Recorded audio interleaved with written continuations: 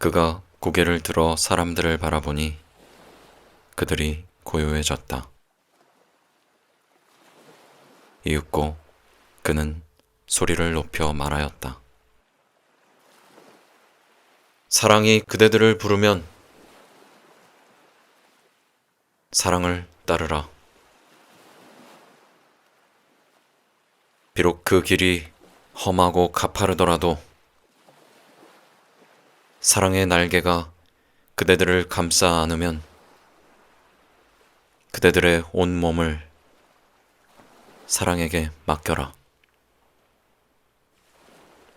그 부드러운 날개털 속에 숨겨진 칼날이 그대들에게 상처를 입힌다 해도 사랑이 그대들에게 말하면 사랑을 믿으라.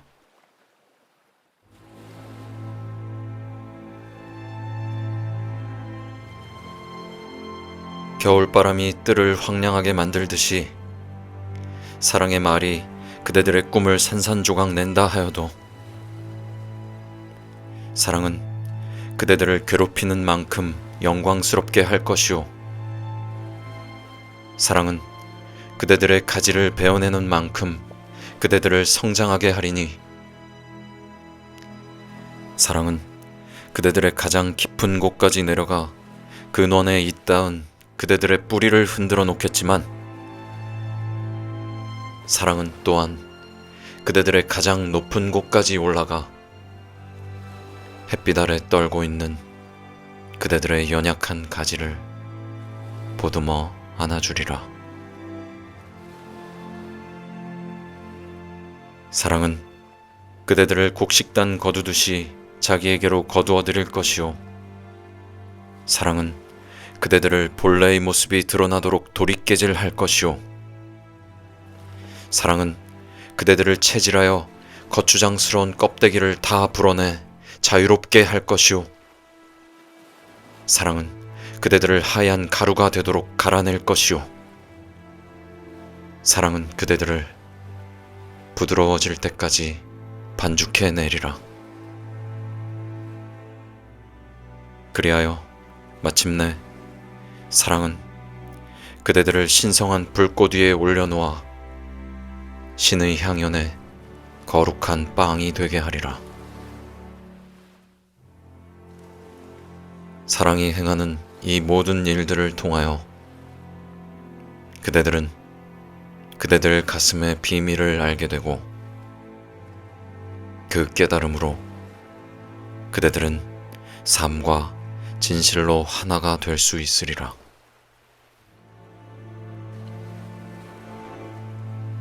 그러나 만일 그대들이 두려움에 갇혀 사랑이 주는 평안과 즐거움만을 찾으려 한다면 그대들은 그대들의 알몸을 가리고 사랑의 타작마당에서 나오는 게 더 나으리라. 하지만 사랑의 타작마당 밖은 그대들이 웃는다 해도 다 해서 웃을 수 없고, 운다고 해도 마음껏 울 수 없는 몸이 건조한 세상일 뿐이다.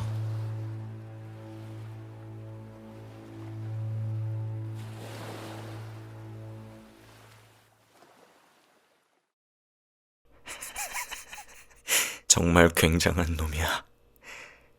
그러니 나도 만만치 않다는 걸 보여줘야 돼.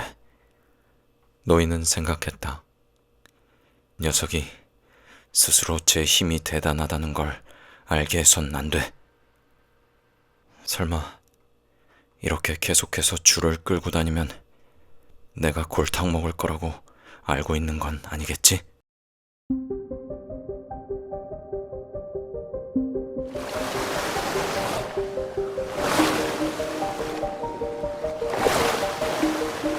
노인은 이제까지 큰 고기를 많이 보아왔다.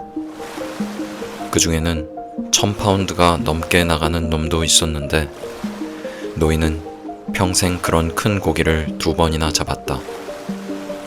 하지만 그때는 혼자가 아니었다. 지금은 혼자 먼 바다에 나와 있고 자신이 보아온 것 중에서 가장 큰, 생전 들어보지도 못한 엄청난 놈을 만난 것이다. 게다가 노인의 왼손은 아직도 쥐가 풀리지 않아 쪼그라든 독수리 발톱처럼 뻣뻣하게 굳어 있었다. 결국엔 풀리게 될 거야. 노인은 생각했다. 분명히 풀려서 오른손을 거들어 줄 거야. 내게 형제나 다름없는 게 바로 고기와 이 두 손이 아닌가? 또 반드시 풀려야만 해. 쥐가 난 손을 어디에 써먹는단 말이냐?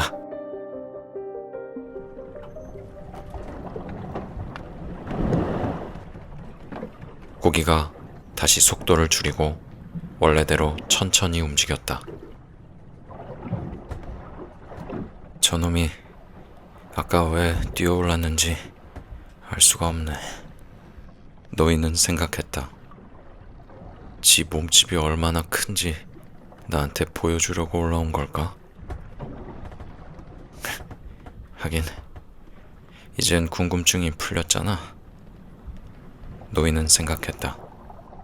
내가 어떤 사람인지 녀석에게 보여줘야 하는 건데, 내 손에 쥐가 났다는 걸 녀석이 알면 안 돼.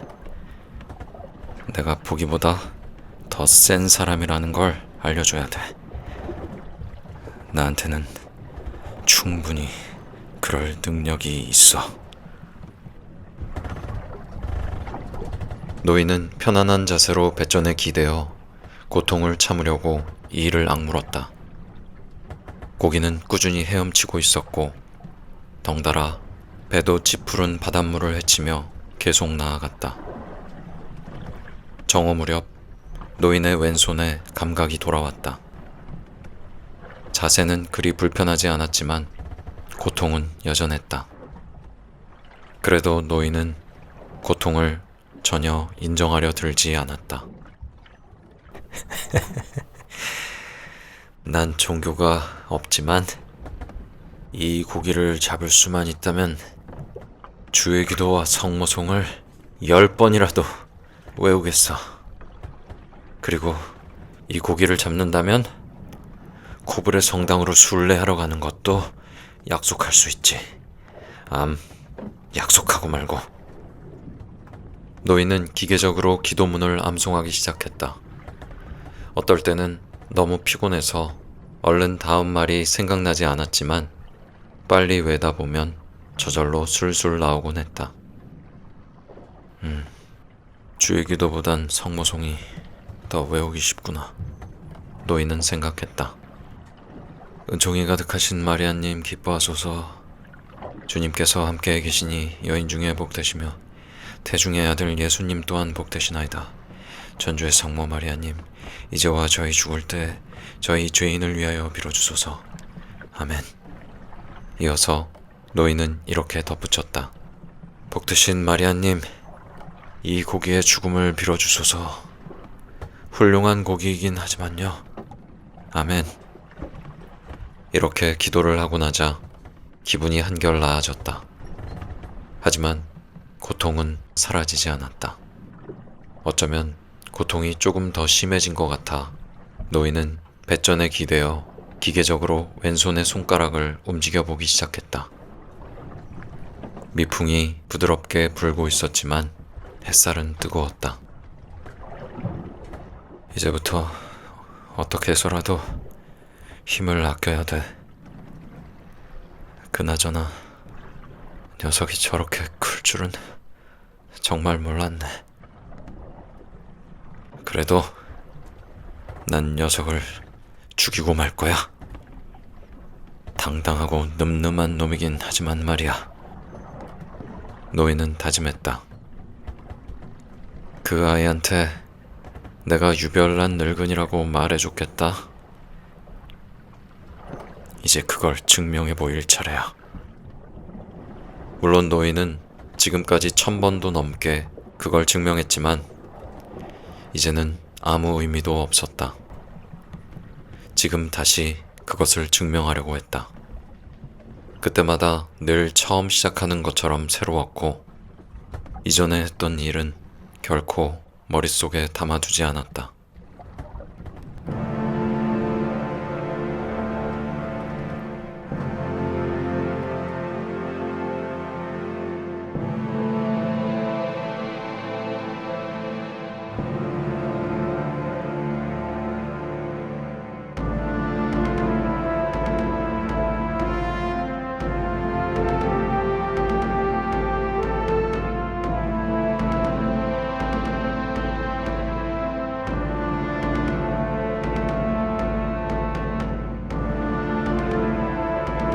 녀석을 움직이게 했구나. 내가 드디어 녀석을 움직이게 했어. 내가 녀석을 움직이게 했다고!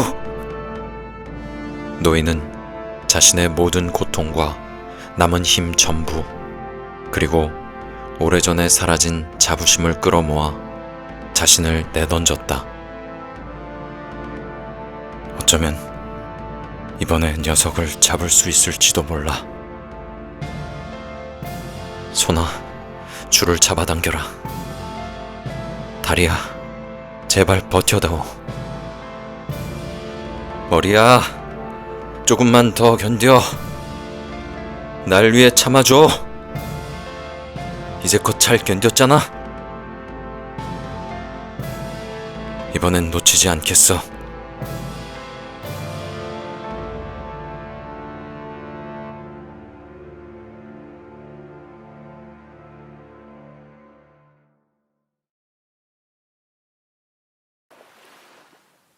내가 뒤로 돌아서기만 하면 모두 끝나는 일이라는 생각이 들었다.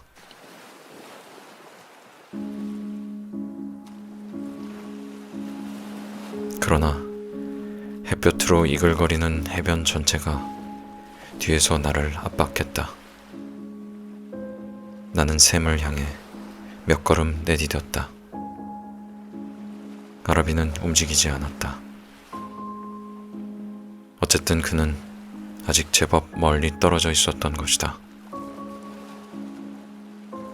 아마 얼굴 위에 드리운 그늘 때문이었는지 그는 웃고 있는 것처럼 보였다. 나는 기다렸다. 햇볕이 내 뺨을 불태웠고 눈썹에 땀방울이 맺히는 것이 느껴졌다. 그 햇볕은 엄마를 묻던 날의 것과 똑같은 것이었다. 특히나 그때처럼 나는 이마가 지근거렸고 피부 밑에서 모든 정맥이 울려댔다. 더 이상 참을 수 없는 그 뜨거움이 나를 한 걸음 더 나아가게 만들었다. 나도 알았다. 그것이 어리석은 짓임을. 한 걸음 더 옮겨봤자 태양으로부터 벗어날 수 없다는 것을. 그러나 나는 한 걸음을, 다만 한 걸음을 더 앞으로 나아갔다. 그러자 이번엔 아라빈이 몸을 일으키지는 않은 채 칼을 뽑아서 태양 안에 있는 내게 겨누었다. 빛이 강철 위에서 번쩍 반사되며 길쭉한 칼날이 되어 내 이마를 쑤시는 것 같았다. 동시에 눈썹에 맺혔던 땀이 한꺼번에 눈꺼풀 위로 흘러내려 미지근하고 두꺼운 막이 되어 눈두덩을 덮었다. 이 눈물과 소금의 장막에 가려 내 눈은 보이지 않게 되었다. 이제 내가 느낄 수 있는 것이라곤 이마에서 울려대는 태양의 심벌짓 소리, 정면의 단검에서 여전히 희미하게 번쩍이는 빛의 칼날 뿐이었다. 그 타는 듯한 칼날은 속눈썹을 파고들어 아픈 두 눈을 후벼 팠다. 모든 것이 휘청거린 건 바로 그때였다.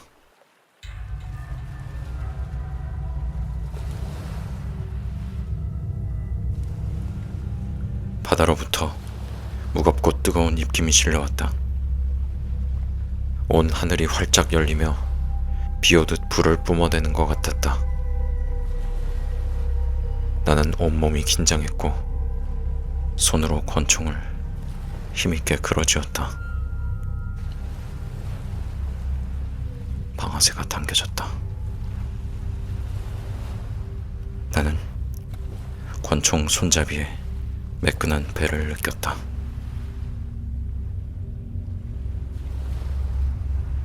그리고 거기에서 날카롭고 귀청이 터질 듯한 소음과 함께 그 모든 것이 시작되었다.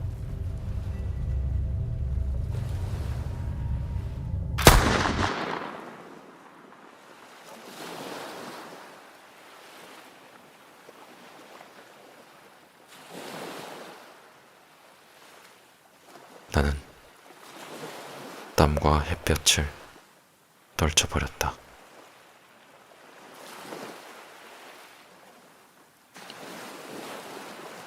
나는 내가 한낮의 균형을, 스스로 행복감을 느꼈던 해변에 그 예외적인 침묵을 깨뜨려버렸다는 사실을 깨달았다.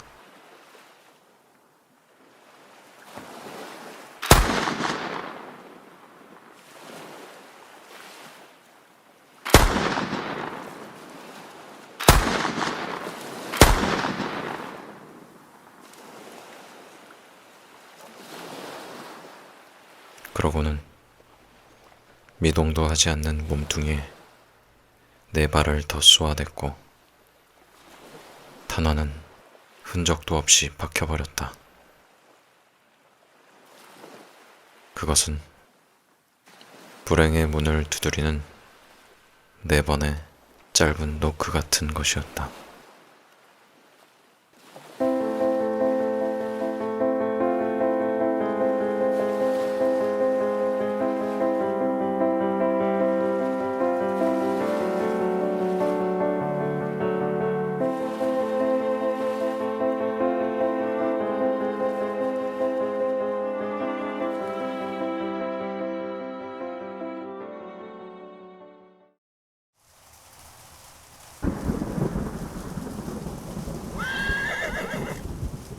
이번에는 그의 침착한 어조가 다소 흔들렸고 얼굴은 더욱더 붉어졌다.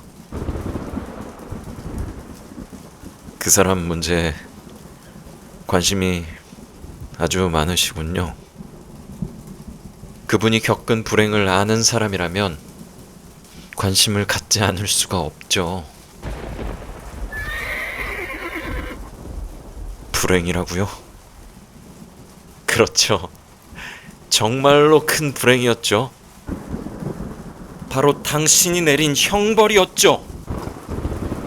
당신이 그분을 궁핍한 처지로 내몰았어요.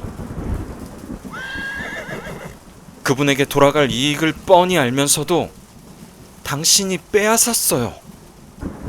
그분의 인생에서 절정기를 빼앗았고 그분이 누려 마땅한 경제적인 자립을 짓뭉갰어요. 전부 당신이 저지른 짓이잖아요. 그런데 그분의 불행을 경멸과 조소로 대하시다니요? 다하씨가 빠른 걸음으로 방안을 가로지르며 소리쳤다. 이거였군요. 저에 대한 당신의 의견. 그동안 저를 이렇게 평가하고 있었군요. 잘 설명해 주셔서 대단히 감사합니다. 당신 말씀대로라면 제가 저지른 잘못은 무겁기 그지없군요. 그는 걸음을 멈추고 그녀에게로 돌아서며 말했다. 제가 오랫동안 청혼하지 못한 이유들을 솔직하게 털어놓지 않고 당신의 자존심도 건드리지 않았더라면 지금 하신 비난은 모른 척 넘어가셨겠죠? 제가 좀 더 현명하게 굴어서 그동안의 내적 갈등을 숨기고 이성적으로 따져봤을 때 모든 면에서 절대적이고 순수한 애정으로 청혼했다고 그렇게 믿게 만들었다면, 그래서 당신을 우쭐하게 했다면, 이런 무자비한 비난은 쏟아지지 않았을 겁니다. 하지만 저는 모든 종류의 가식을 혐오합니다. 제가 말씀드린 감정이 부끄럽지도 않습니다. 모두가 정당하고 당연한 감정이었으니까요. 제가 비천한 당신 집안과 친인척이 되는 일을 기뻐할 거라고 생각하셨습니까? 신분이 한참 아래인 사람들과 친밀한 관계를 맺게 됐다고 자랑스러워할 줄 아셨나요? 엘리자베스는 그의 말 한마디 한마디에 더욱 분노가 일었다. 하지만 간신히 침착함을 유지하면서 말했다. 잘못 아셨습니다, 다하시 씨. 당신의 어조나 태도는 제 결정에 다른 영향을 미치지 않았을 겁니다. 단지 더 신사답게 행동하셨다면 청혼을 거절하면서 미안한 마음은 들었겠죠. 그는 흠칫 놀라는 듯했지만 여전히 아무 말도 하지 않았다. 그녀가 말을 이었다. 어떤 태도였더라도 저는 당신의 청혼을 받아들이지 않았을 거예요. 당신이라는 사람과 알고 지내기 시작한 순간부터 당신의 태도에서 오만하고 건방지며 다른 사람을 깔보는 이기적인 사람이라는 그런 인상을 받았습니다. 그때 받은 좋지 않은 인상이 토대가 되고 그 위에 다른 여러 가지 사건이 쌓이면서 혐오감이 더욱 견고해졌어요. 당신을 알고 한 달도 되지 않아서 당신과는 정말 결혼하고 싶지 않다고 생각하게 됐습니다. 그만하면 충분합니다, 엘리자베스 양. 당신의 감정은 완벽하게 이해했고 지금은 제 감정이 부끄러울 뿐입니다. 너무 많은 시간을 빼앗아서 죄송했습니다. 당신의 안녕과 행복을 빌겠습니다. 다하시 씨는 급히 방을 나갔다.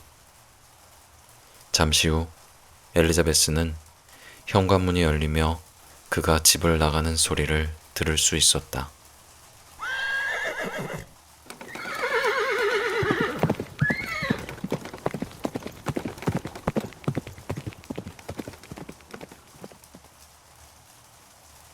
그제야 엘리자베스의 마음이 괴로움으로 요동치기 시작했다. 제대로 서 있을 힘도 없어 맥없이 자리에 주저앉은 뒤 반 시간 동안이나 울었다. 조금 전 일어난 일을 하나하나 생각해보자 놀라움은 더욱 커졌다. 다하시 씨한테서 청혼을 받다니. 그가 몇 달 동안이나 그녀를 사랑해왔다니. 친구가 언니와 결혼하지 못하게 막았던 그 모든 단점에도 친구 못지않게 자신도 견딜 수 없는 그 단점에도 결혼하고 싶을 정도로 그녀를 열렬히 사랑한다니. 믿을 수가 없었다. 자기도 모르는 새 그런 강렬한 애정을 일으켰다니 내심 기분이 좋기는 했다. 하지만 그 오만함이라니. 끔찍한 오만. 제인에게 저지른 짓을 시인할 때의 뻔뻔한 태도, 위컴 씨에 대해 말할 때 드러냈던 무자비함. 딱히 부인하지도 않던 잔인한 행동 등이 잠시나마 그의 애정으로 솟아나려 했던 연민을 뭉개버렸다. 그렇게 정신을 차리지 못하고 생각에 잠겨 있을 때 마차 소리가 들렸고 샬럿을 아무렇지 않게 마주할 자신이 없던 그녀는 서둘러 방으로 돌아갔다.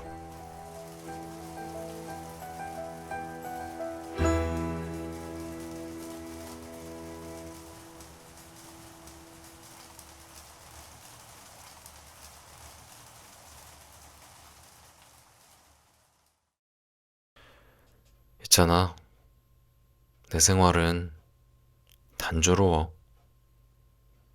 나는 닭을 쫓고 사람들은 나를 쫓고 닭들은 모두 그게 그거고 사람들도 모두 그게 그거고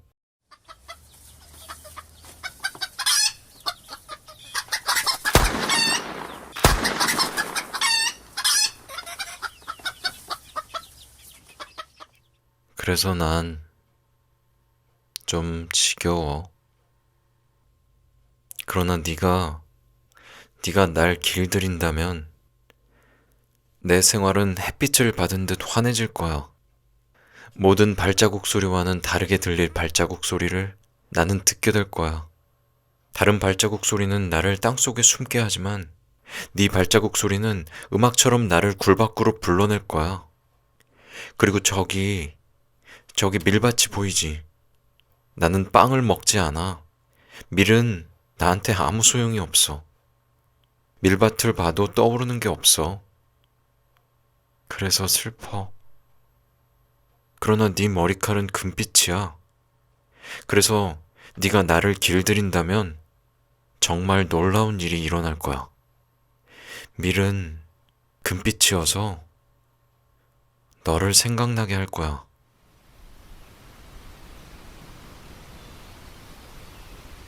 그래서 나는 밀밭에 스치는 바람 소리를 사랑하게 될 거고, 제발 나를 길들여줘.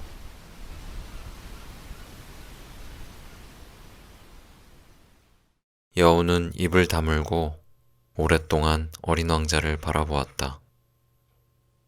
그러고는 싶은데 어린 왕자가 대답했다. 시간이 없어. 나는 친구들을 찾아야 하고 알아야 할 것도 많고 자기가 길들인 거밖에는 알 수 없는 거야. 여우가 말했다. 사람들은 이제 어느 것도 알 시간이 없어. 그들은 미리 만들어진 것을 모두 상점에서 사지. 그러나 친구를 파는 상인은 없어. 그래서 사람들은 친구가 없지. 네가 친구를 갖고 싶다면 나를 길들여줘. 어떻게 해야 하는데? 어린 왕자가 말했다. 어, 아주 참을성이 있어야 돼. 여우가 대답했다. 처음에는 나한테서 조금 떨어져서, 바로 그렇게 풀밭에 앉아 있어. 나는 곁눈질로 너를 볼 텐데, 너는 말을 하지 마. 말은 오해의 근원이야. 그러나 하루하루 조금씩 가까이 앉아도 돼. 이튿날 어린 왕자가 다시 왔다. 같은 시간에 왔으면 더 좋았을걸. 여우가 말했다. 가령 오후 4시에 네가 온다면 나는 3시부터 행복해지기 시작할 거야. 시간이 갈수록 난 더 행복해질 거야. 4시가 되면 벌써 나는 안달이 나서 안절부절 못하게 될 거야. 난 행복의 대가가 무엇인지 알게 될 거야. 그러나 네가 아무 때나 온다면 몇 시에 마음을 준비해야 할지 알 수 없을 거야. 의뢰가 필요해. 의뢰가 뭐야? 어린 왕자가 말했다. 그것도 모두들 너무 잊고 있는 것이지. 여우가 말했다. 그건 어떤 날을 다른 날과 다르게, 어떤 시간을 다른 시간과 다르게 만드는 거야. 이를테면 사냥꾼들한테도 의뢰가 있어. 그들은 목요일이면 마을 처녀들하고 춤을 춘다. 그래서 목요일은 경이로운 날이지. 나는 포도밭까지 산책을 나가. 만일에 사냥꾼들이 아무 때나 춤을 춘다면 모든 날이 다 그게 그거고 나한텐 휴일이 없을 거야.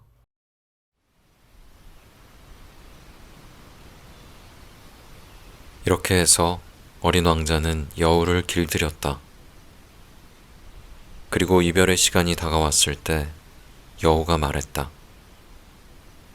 아, 울음이 나올 것 같아. 그건 네 잘못이야. 난 너를 조금도 괴롭히고 싶지 않았는데 네가 길들여 달라고 해서. 어린 왕자가 말했다. 물론 그래. 여우가 말했다. 그런데 넌 울려고 하잖아. 물론 그래. 그럼 넌 얻은 게 아무것도 없잖아. 얻은 게 있지. 저 밀 색깔이 있으니까. 여우가 말했다. 장미들을 다시 보러 가봐. 네 꽃은 이 세상에 단 하나란 걸 알게 될 거야. 이별의 인사를 하러 네가 다시 돌아오면 선물로 비밀 하나를 알려줄게.